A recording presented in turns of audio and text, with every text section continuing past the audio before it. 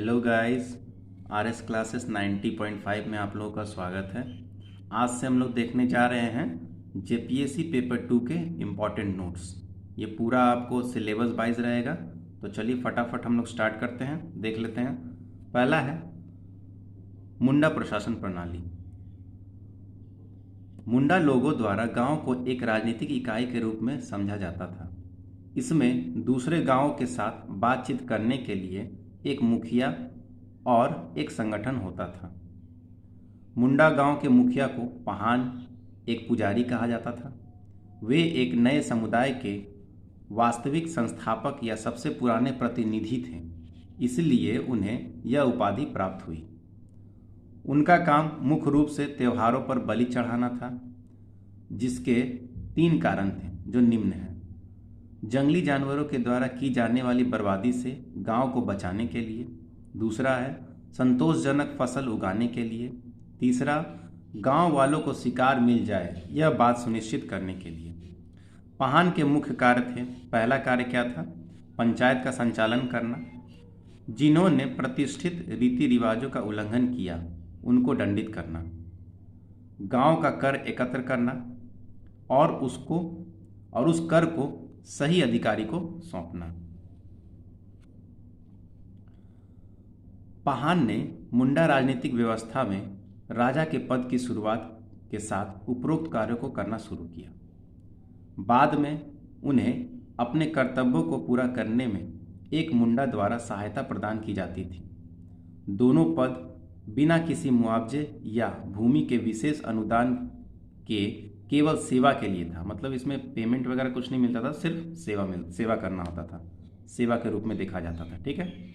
उसके बाद गांव के परिसंघ 10 या 12 गांव से बने होते थे, जिन्हें पट्टी कहा जाता था। पट्टी के मुखिया को मनकी कहा जाता था। वह मुंडा लोगों के राजनीतिक संगठन करता थे। उनके कार्य निम्न थे। पहला कार्य क्या था? भूमि और अन्य मामलों से संबंधित विवादों को निपटाना। दूसरा है गांव के भीतर विशेष आदिवासी हित के प्रश्नों का उत्तर देना। बुजुर्गों की एक सभा की सहायता से विभिन्न गांवों के बीच शांति स्थापित करना। ठीक है। उसके बाद है कर या किराया इकट्ठा करना और उसे राजा को सौंपना। अब देख लेते हैं आगे कुछ और। झारखंड एकमात्र ऐसा राज्य है जहां भारत की मुंडा अनुसूचित जनजाति प्रमुख रूप से निवास करती है। मुंडा लोग खुद को होरोको कहते हैं।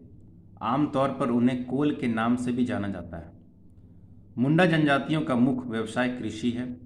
यह पारंपरिक तरीके से की जाती है। उनके जीवन में हाट की महत्वपूर्ण भूमिका है। हाट मतलब कि बाजार। मुंडा लोगों के युवाओं के सदन को गतियोरा के नाम से जाना जाता है। अखाड़ा वह स्थान है जहां पंचायत होती है। मुंडा समाज कबीलों में विभाजित है। उसके बाद देख लेते हैं, मुंडा समाज कबीलों में विभाजित है। मुंडा जनजाति 10,49,767 जो इनकी संख्या है का निवास झारखंड क्षेत्र के छोटा नागपुर पठार में स्थित है। इस जनजाति को कुछ उप जातियों में विभाजित किया गया है। आगे हम लोग देख लेते हैं। उन्हें बाहरी विवाह वाले कबीले के रूप में भी जाना जाता है, जिसे मुंडा जनजाति जैसे मुंडा, महेली, मुंडा या पाथर और कंपत मुंडा के बीच हो या किलकी के रूप में जाना जाता है। मुंडा लोगों की जनजाति जो मूल रूप से गांव में रहती है, उनको दूसरी मुंडा उप जनजातियों की तुलना में अधिक सुविधाएं दी जाती हैं। इतिहासकारों के अनुसार मुंडा लोग तिब्बत से झारखंड आए थे। मुंडा जनजातियों ने इस क्षेत्र के नाग राजवंश की नींव रखी।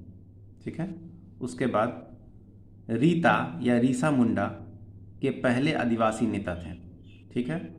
उन्होंने सुतिया पहान को मुंडाओं के शासक के रूप में चुना, जिन्होंने सुतिया नागखंड के क्षेत्र का नाम बदल दिया। सुतिया ने अपने राज्य को 7 गढ़ों और 21 परगनों में विभाजित किया था। ये 7 गढ़ लोहागढ़, जिसको आजकल लोहरदग्गा जाना जाता है नाम से, हजारीगढ़, जो कि हजारीबाग है आज, पालूगढ़, पलामू, मानगढ़, मानभूम, केसलगढ़ और सुरगुजगढ़, जिसको सुरगुजा आज जाना जाता है इस नाम से। इसके अलावा उन्होंने इन गढ़ों को 21 परगनों में विभाजित किया था। क्या है वो 21 परगने, देख लेते हैं हम लोग। पहला है ओमडंडा, डोईसा, कुकरा, सरगुजा, जाजपुर, गंगपुर, पोरहट, गिरगा, बिरुआ, लचरा, बिरना, सोनपुर, बेलखदर, बेलसिंह, तमाड़, लोहरदीन, कारसिंग, उदयपुर, बनोई, कोरिया, चांगमंकर। मतलब ये आपका परगना थे वहाँ पे, ठीक है। नाम बहुत ही अटपटा है, लेकिन एक बार आप देख लीजिए, एक दो बार देख लीजिएगा तो आपको थोड़ा बहुत ऑप्शन के हिसाब से मरा जाएगा। सुतिया पहान द्वारा गठित राज्य पूरे झारखंड में फैला हुआ था, लेकिन वह इस राज्य को लंबे समय के लिए एक सूत्र में नहीं बनाए रख पाए। क्यों? पहले जैन धर्म और बौद्ध धर्म के प्रसार और फिर इस क्षेत्र में आर्यों की बढ़ती संख्या के कारण विभिन्न क्षेत्रों में नए राजवंश उभरने लगे, जिसमें नागवंश प्रमुख थे।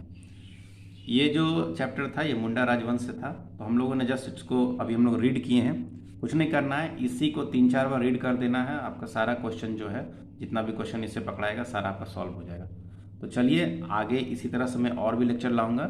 तो अगर लेक्चर अच्छा लगा हो तो please like, subscribe and share जरूर कर दें। Thank you very much.